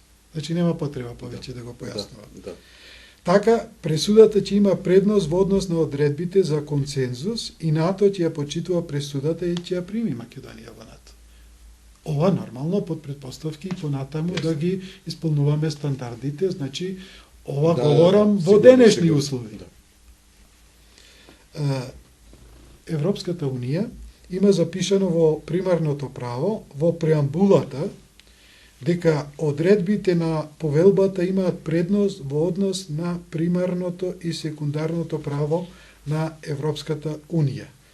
Ова не е мој став, ова го имам преземено од учебникот за меѓународно право на Бенедето Конфорти, кој е преведен, тој е италијански научник, кој што долги години бил и судија на Европскиот суд за човекови права. И овој учебник е преземен во Словенија, доскоро беше единствен учебник за меѓународно право преведен на словенички. Значи Европската Унија ќе мора тоа да го почитува и НАТО. Ме разбравте. Значи врз основа исто така на спогодбата за Европската Унија, кога велам примарно право, спогодбата за Европската Унија, а претходно спогодбата за европските заедници е примарното право. И тие мора да бидат одредбите во склад со повелбата. Тука стои дека членките на Европска Унија се и членки на Обединетите нации, така да ваши истиот пример како за НАТО. Така, точна. Аналогијата што ја направивте е правилно. Поради тоа, Европската Унија нема да ја примени одредбата од примарното право на ЕУ за солидарност со Грција. Сега доаѓаме до поентата зошто претходно образложував каков е однесот хиерархиска и од однос помеѓу повелбата и спогодбата за Европската Унија. Туку ќе ја примени пресудата како израз на повелбата и ќе дозволи на Македонија да започне преговори. Нормално, под услов и понатака да важи препораката на телата на Европската Унија. Македонија врз основа на пресудата ќе може да си го врати знамето и промените на Уставот и повеќе, мислам, не знам што би посакале. Да, тоа било идеално решение, верувајте. Тоа ќе се оствари сонот мој и на многу луѓе, македонци, не само тука во Република Македонија, во соседството и во целиот свет. Дај Боже, така е така. Го спомнавме Игор Јанев. Да. Јас мислев да ве прашувам дали која е сличноста меѓу вашиот пристап и пристапот на Игор Јанев, меѓутоа гледам дека воопшто нема никакви сличности, само ако можете накусно да ни кажете кој е вашето мислење за добрите страни или лошите страни, ако можете. Можам, ќе се обидам да набројам разлики, неколку, помеѓу моите предлози, моите решенија и предлозите и решенијата на доктор Јанев. Прво, јас ја побивам привремената согласност, а доктор Јанев ги побива резолуциите на Обединетите нации. Се согласувате дека е така. Да. Второ, привремената согласност има правно обврзувачко дејство, а резолуциите немаат правно обврзувачко дејство. Гледам, не сте изненадени од ова што го кажав, значи го знаевте ова. Да. Трето, мојот јус когенс има дејство и на името во Обединетите нации и на привремената согласност, а ултра вирес на доктор Јанев нема дејство на привремената согласност.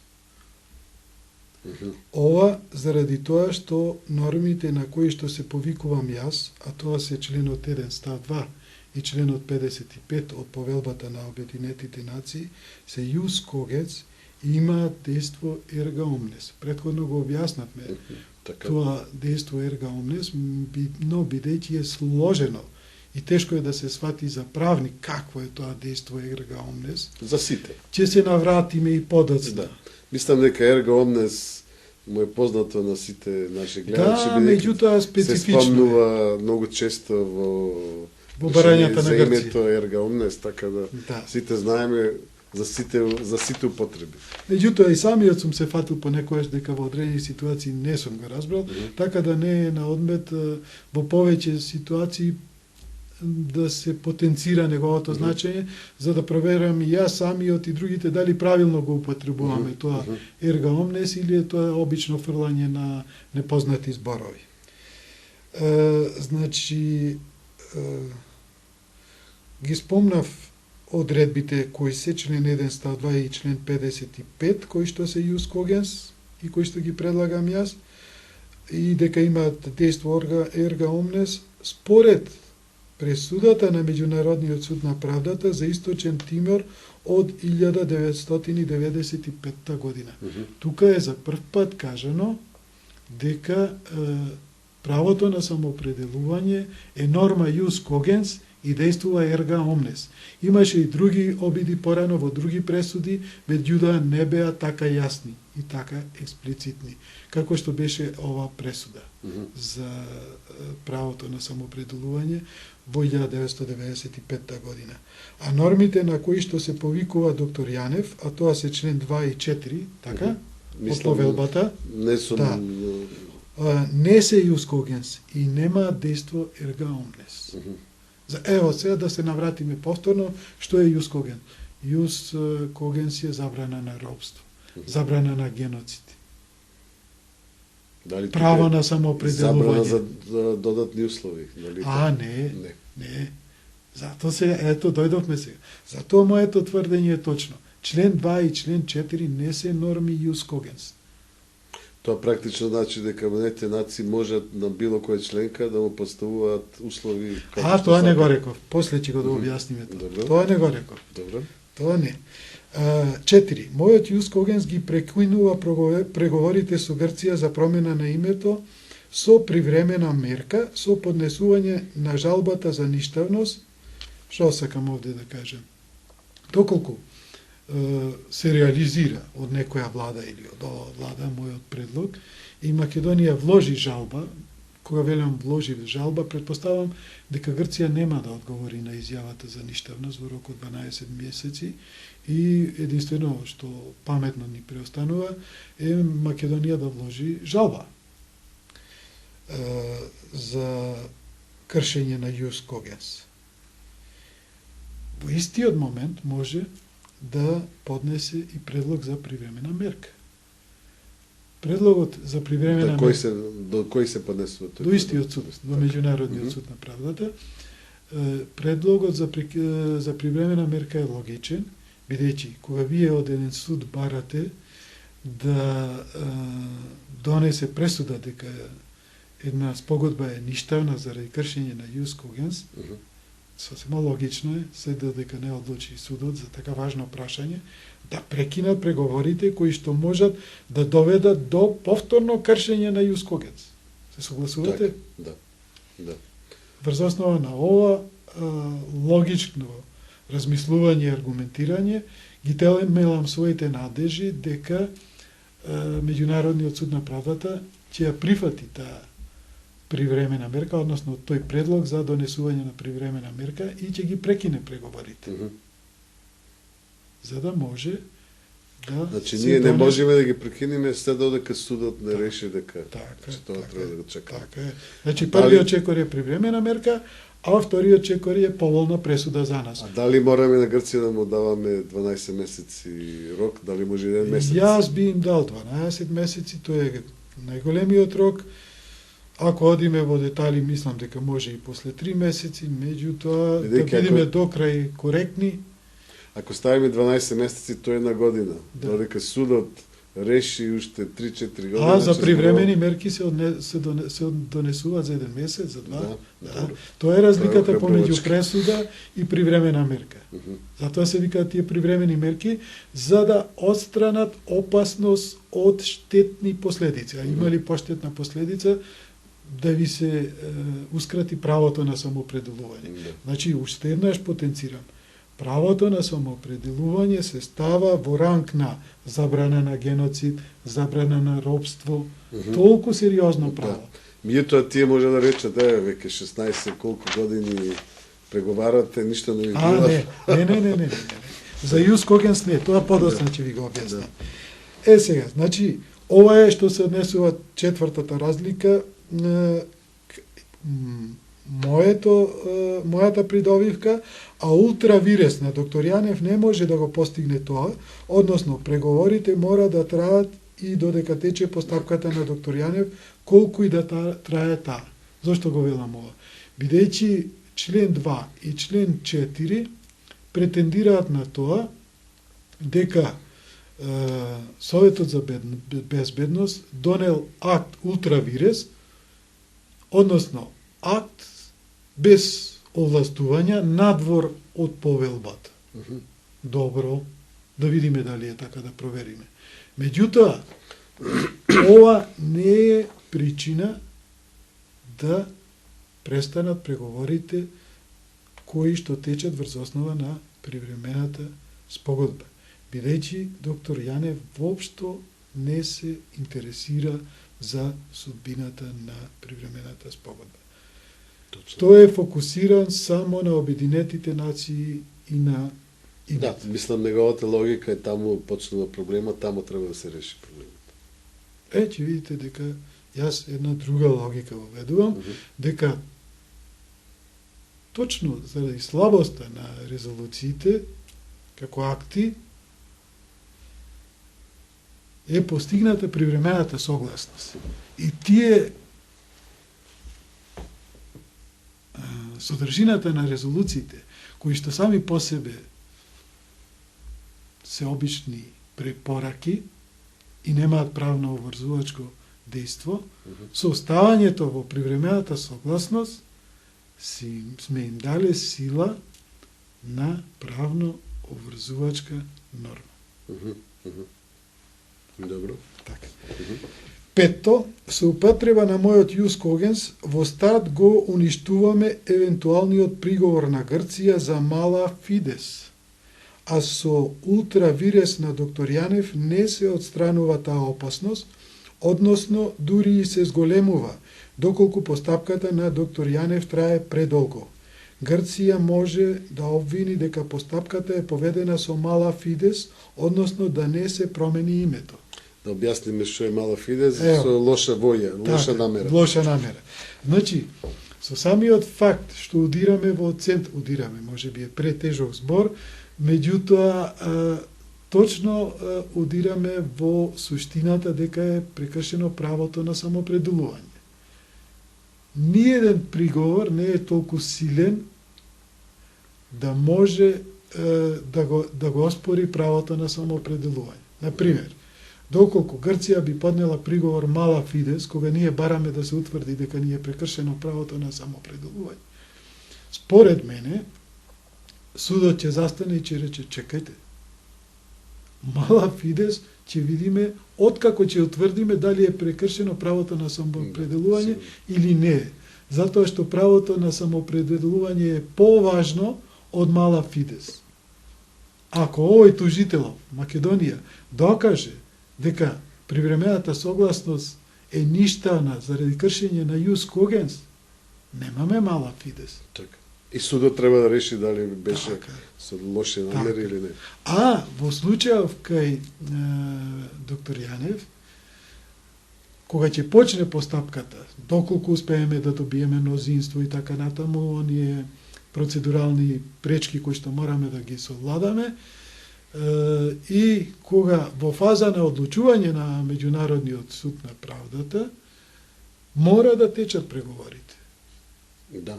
Сега, Веројатно. ако се завлечи таа постапка година, 2, 3, бидејќи се веќе подминати 16 години, тоа би значило уште 3-4 нови години. Тоа се Да. веќе 20 години. Да. И веќе се стекнуваат услови за употреба на мала Фидес. И во оваа постапка го употребија грците мала Фидес. Да, тие тврдат. Меѓутоа, колку што успеав јас да разберам, не е прифатено заради тоа што Македонија се согласила да го даде на референдум едно од тие имиња што кружеа во медиумите, например Република Македонија Скопје. Да. Значи, сериозно било обвинувањето за мала Фидес. Да. Доколку не предложила Македонија да се даде на референдум Република Македонија Скопје, постоеле огромни шанси ние да ја изгубиме оваа постапка заради мала Фидес. Да се подсетиме дека нашите лидери, нашите власти веќе прифатиле барем 2 пати име Република Македонија Скопје.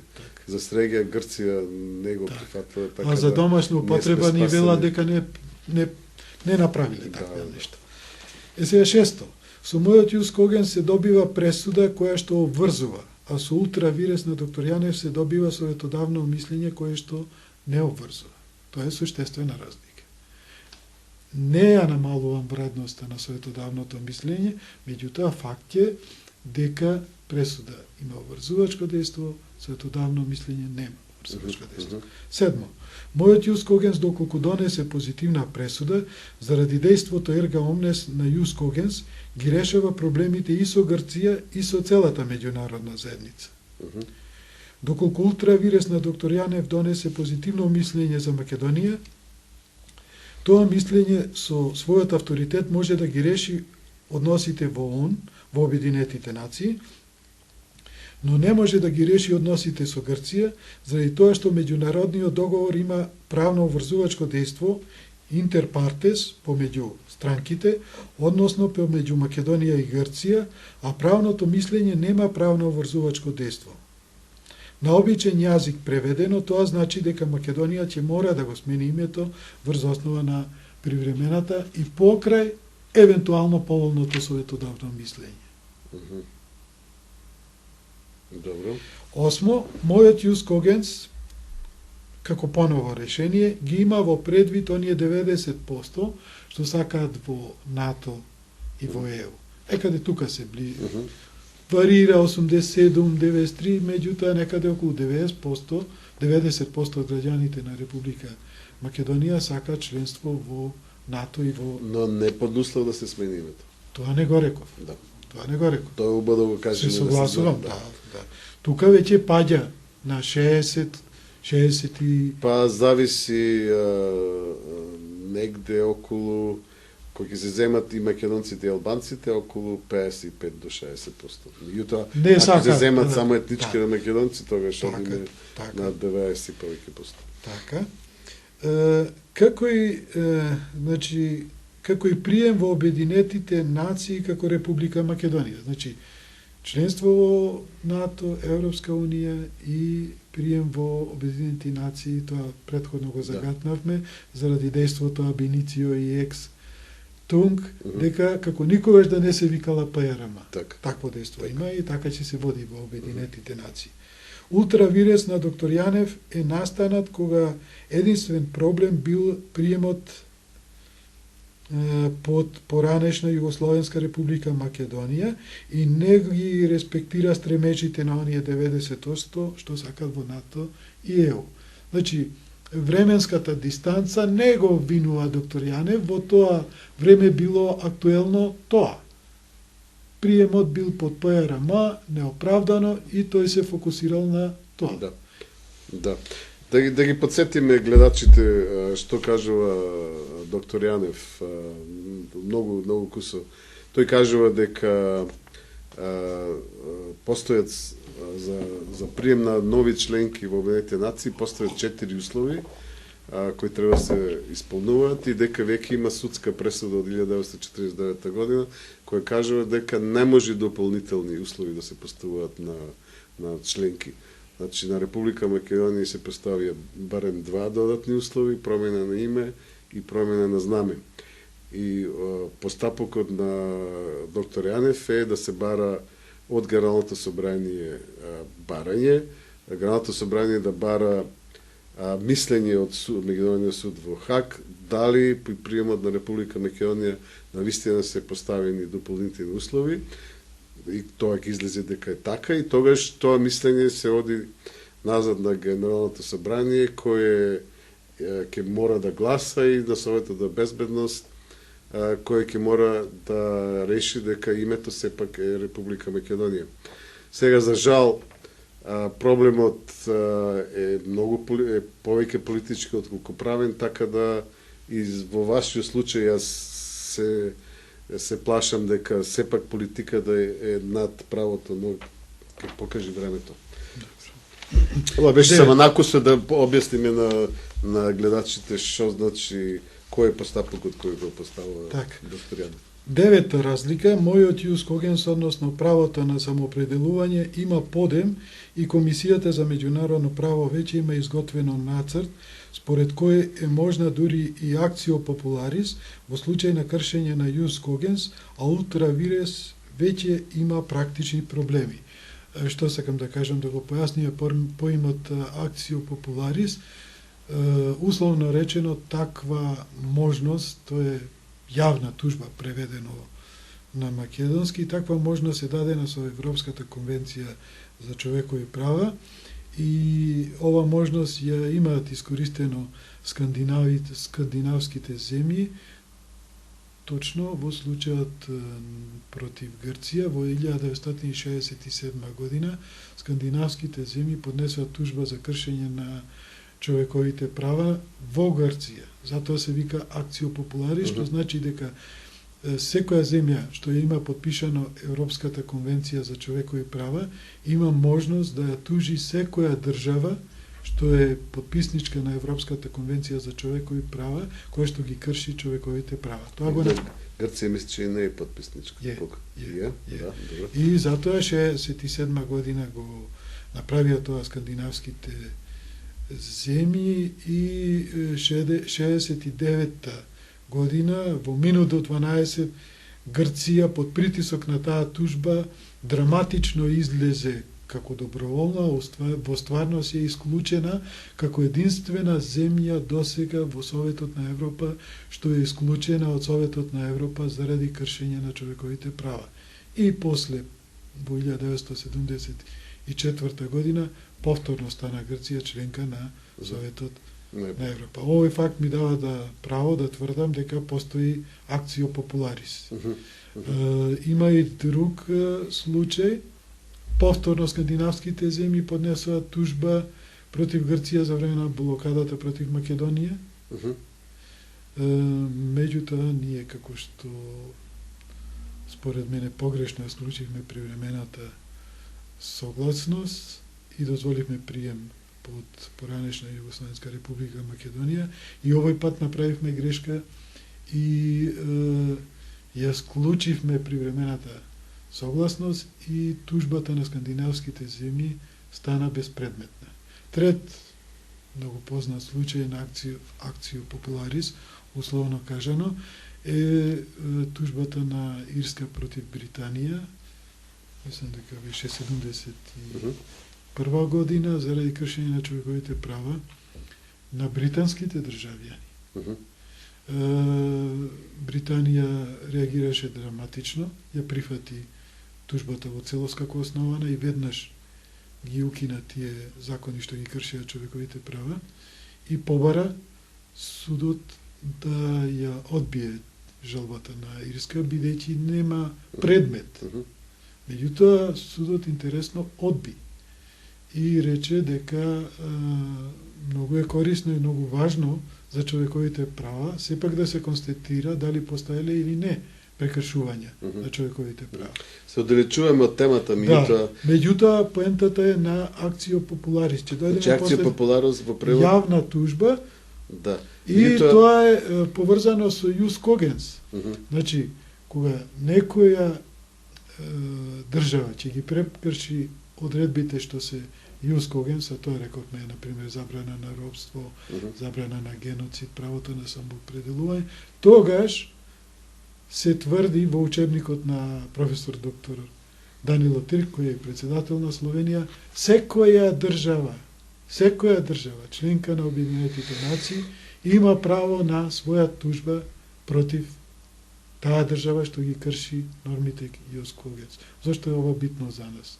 Заради тоа што ние долго време ни се тврдеше преку медиумите дека се многу слаби, дека е многу опасно да одиме со тужба и така натаму.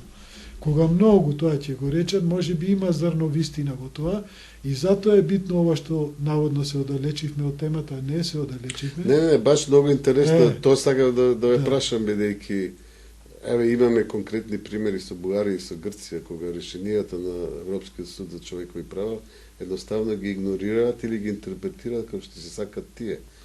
Еве во конкретен случај во тужбата на Домот на македонска култура од Лерин до Европскиот суд за човекови права неколку пати Грција изгуби, меѓутоа се уште не го има регистрирано. Дури Уставниот суд излезе со пресуда која од политички или етнички причини каже дека таму нема македонци, што ти знам. Значи, мене ми се чини дека и Европската унија нема никакви инструменти да ги натера своите членки како Бугарија и Грција да ги почитуваат правата на малцинствата, човековите права во овој случај. Да, меѓутоа Меѓународниот суд на правдата има, ви реков дека согласно член 94 од повелбата, Советот за бедност, ако треба и војска ќе испрати и ќе ја спроведи пресудата. За Европската, а ова нема врска со Европската унија, туку со Советот на Европа. Да. Европската конвенција за човекови. И со Советот на Европа, ќе ви кажам баш уште еден конкретен случај, со случајот на Омојне Демпирин и одбивањето на Бугарија да ги регистрира како политичка партија. Всушност тие беа политички регистрирани и потоа забранети. Значи Советот на Европа минатата година комитетот на министри едноставно се повлече и каже дека Бугарија направила доволно за исполнување на условите, иако партијата не е регистрирана. Ми тоа се оддалечуваме наистина од темата, да се вратиме. Бидејќи сепак и времето не. Значи, имено некои теоретичари по меѓународно право сметаат дека формирањето на меѓународен кривичен суд е ултра вирес акт, бидејќи во повелбата нема одредби за тоа, но во стварно сепак постои тој суд и други теоретичари го тврдат токму спротивното, дека судот темели на повелбата. Дури и председателот на Словенија, професор доктор Тирк, смета дека Меѓународниот кривичен суд е ултра вирес, но тој суд сепак постои. Сега, може би забележувате дека полека доаѓаме до некои нови сознанија по однос на тоа што е ултравирес. Дали се работи на вистина за ултравирес, како што тврди доктор Јанев, или се работи за нешто сосема друго. 10-та разлика е мојот јус когенс не зависи од тоа дали Глигоров, Андов и Црвенковски се согласиле со прием вон по Обединетите нации спротивно на јус когенс и дали се согласиле со привремената согласна спротивна на јус когенс. Зашто сите действија и договори што се во спротивно со јус когенс не произведуваат правно дејство, аб иницио и се смета како тие никогаш да не постоеле. Ова го разложивме во претходните прашања. Меѓутоа, ултравирес, односно член 2 и 4 на доктор Јанев, немаат такво дејство и судот на Јанев може да му префрли дека Глигоров, Андов и Црвенковски изрично, молчешко или со конклудентно дејство се согласиле со промена на името во Обединетите нации. Впрочем, на ваков заклучок упатува и фактот што доктор Јанев околу 15 години го нуди своето решение, а овие што ги спомнав не го прифаќаат. Апсолутно. Па не го прифаќаат не вашето. Па, да, точно, во право сте. Да. Во прилог, меѓутоа, едно појаснување. Сега не се ни во позиција да го прифатат и да не го прифатат, и попрецизен одговор би бил дека власта на ВМРО не го прифаќа, бидејќи овие не се во позиција да го прифатат. Така. Да, добро, тоа ќе не биде следното прашање, кои се вашите совети до раководството на Република. Сега ова ќе биде многу интересно за да се направи една јасна дистинкција помеѓу ултравирес и Јус Когенс.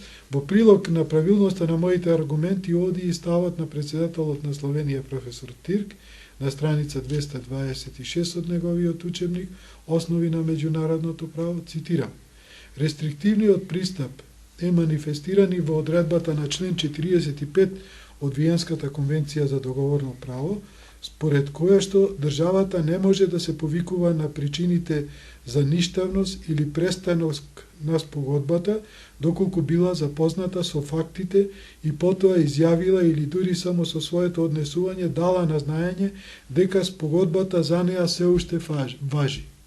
Сега, а фортиори рационе, овој аргумент овдека е соодветен, што значи дотолку повеќе.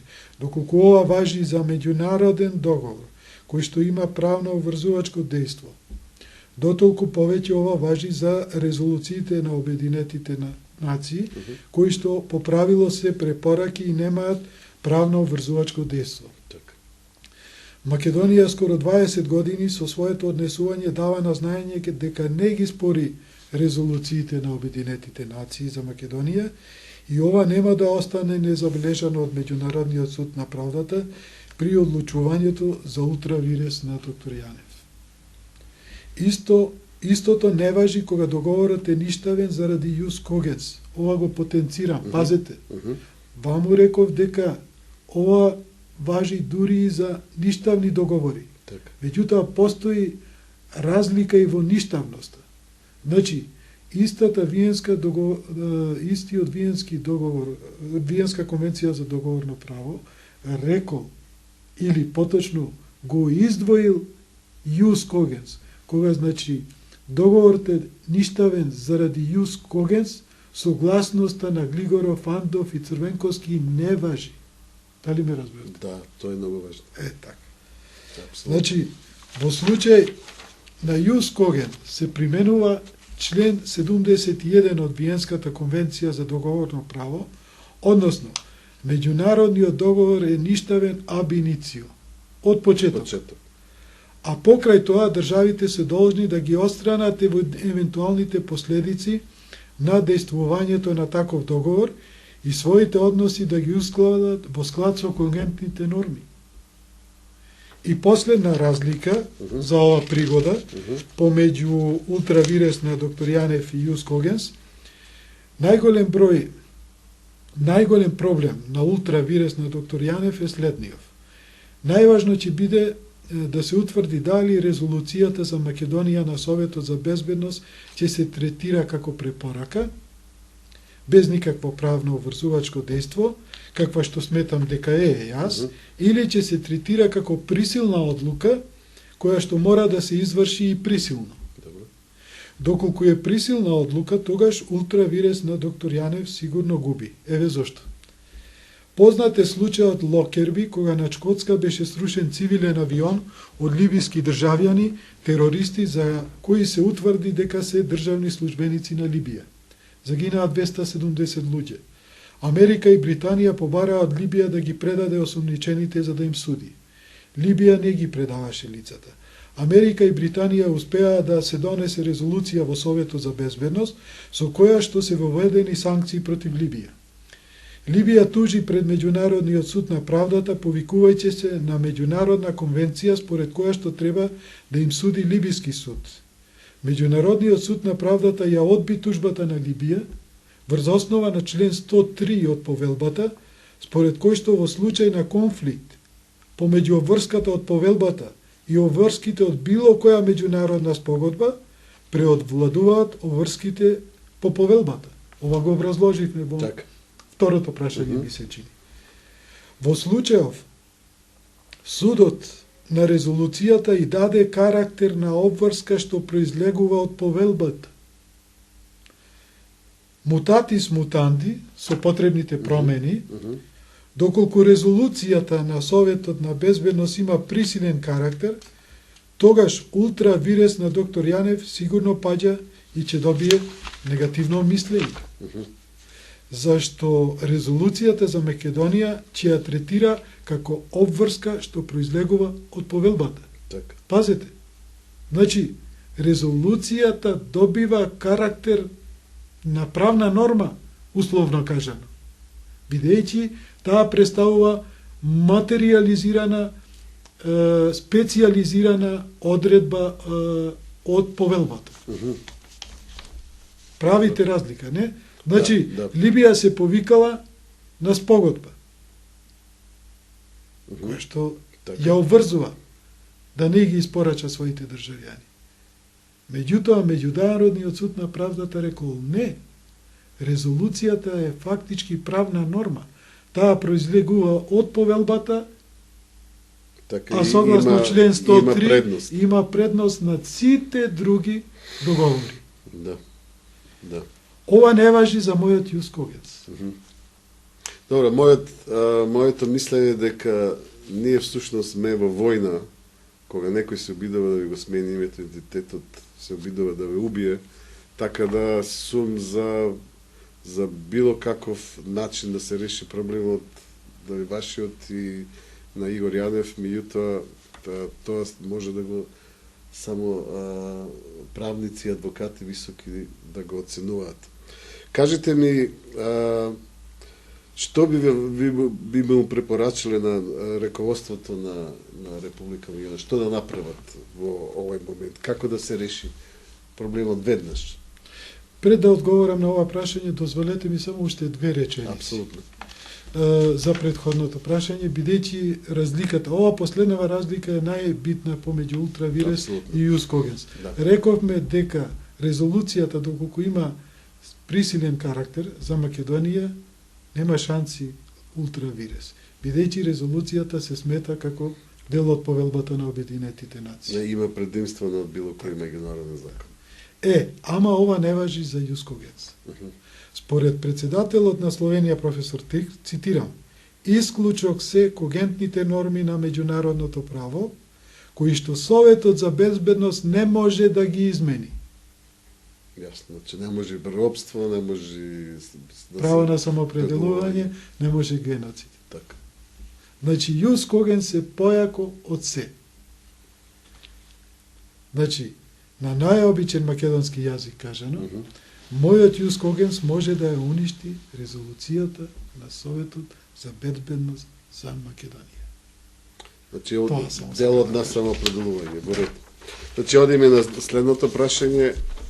Што би препорачувате на владата на господинот Груевски, што да направи веднаш сега, за да се реши проблемот или да се обиде да се најде некое решение кое ќе ни извлечи од овој нелогичен спор? Јас не би си зел за право да препорачувам. Тоа што може да им користи, нека го извлечат од овој разговор, доколку имаше нешто корисно и од она што сум го напишал до сега. Меѓутоа, тврдењето дека не постои решение, дека ова што се прави сега, јас мислам дека во текот на овој разговор го побивме.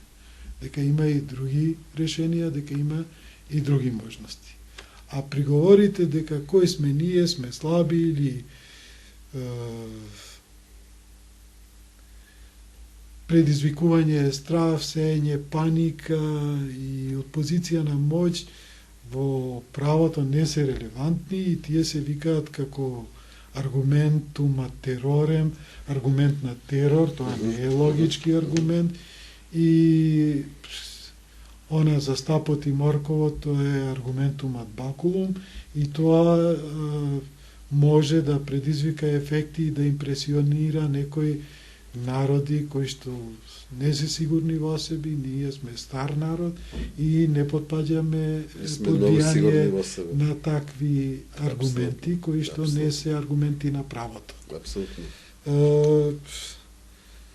Зошто се уште раководството не презема нешто друго, дали од Јанев или моето решение или нешто трето, и на ова прашање не би знаел да одговора. Мислам дека најпрецизен или најблизок одговор до вистината би бил доколку речам дека проблемот е во слабиот избор на адвокати кои што ја воде ова постапка, и не сум далеку од ставот на Јанев дека некомпетентни и нестручни лица даваат стручна правна помош на владата за ова најважно прашање. Да. Ова повлека уште едно прашање, јави да го употребиме време пловот кој го спомнавме пред малку. Дали мислите на почетокот на 90-тите години, јави ги спомнавме Глигоров, Андов и Црвенковски, дали при приемот на Република Македонија во Обединетите нации се направени грешки, дали можеше да се направи на друг начин да се испегни цела ова епопеја на проблеми и тешкоти кои ги има Република Македонија? Одговорот на ова прашање е лесен од ова временска дистанца, меѓутоа лесно е да се биде генерал после битка. Не знаеме како им било тогаш, под каков притисок одлучувале, во какви натрешни околности во државата морале да дали се направени грешки? Очигледно. Ако ме прашувате како правник, како адвокат, самото тоа што нудам решение да се исправат тие работи, значи грешките да се исправат. Значи заклучокот кардинални грешки. Заклучокот не знаеле што правеле. Може да се речи така, може да се речи така. Господине Пабески, аз многу ви благодарам, ова беше многу интересно, се надам нашите гледачи внимателно ќе го проследат и ќе им помогнеме да влијаат на лево, десно, насекаде, за да го решиме овој многу горлив проблем. Ви благодарам за вниманието, благодарам на господинот Папески и се надам дека ќе останете со програмите на телевизија Сонце. Ви благодарам јас.